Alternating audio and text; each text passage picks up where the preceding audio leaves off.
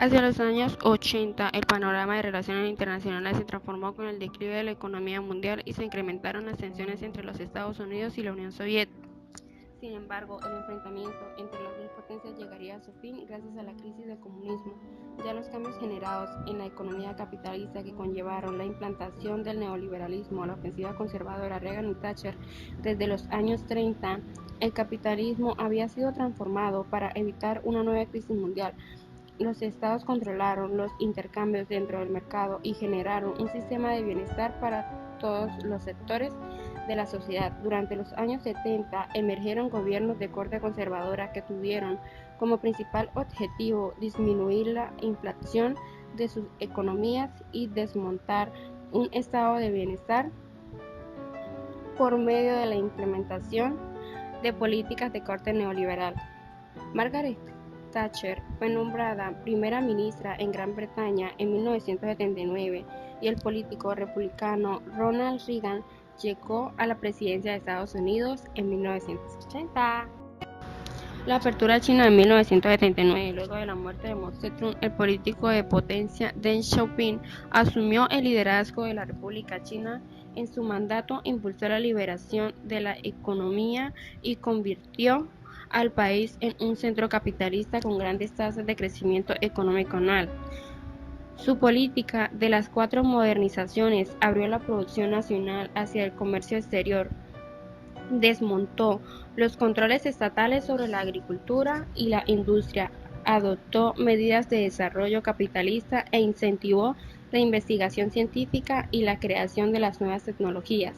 La apertura china, sin embargo, mantuvo un modelo de Estado unipartidista en el que se registraron liberales individuales a costa de la ideología comunista.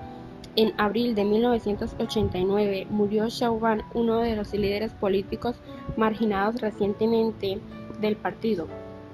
El pueblo chino se manifestó ante la oposición del gobierno a enterrarlo con honores, pues él representaba los anhelos de una mayor apertura en las libertades civiles. El movimiento se instaló en la plaza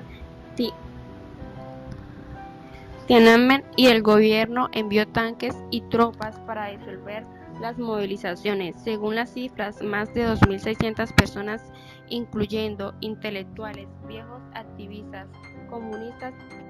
La crisis del comunismo. Desde comienzos de los años 80 se hablaba en Europa de una crisis en los regímenes comunistas en países de Europa del Este, como Polonia, Checoslovaquia, Hungría y Bulgaria.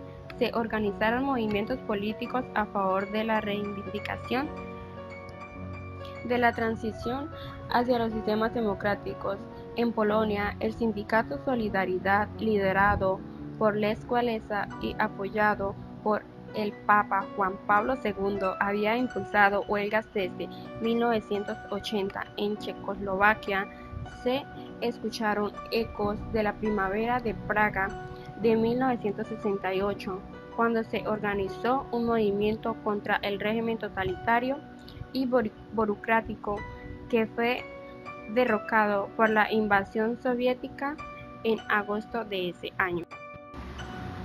La perestroika. En marzo de 1985, Mikhail Gorbachev fue elegido como nuevo secretario general del Partido Comunista de la URSS. Desde el comienzo de su mandato declaró la necesidad de renovar la economía y la política del régimen e incorporó 2 nuevos términos al léxico soviético: la perestroika, reestructuración, y la glasnost, la apertura.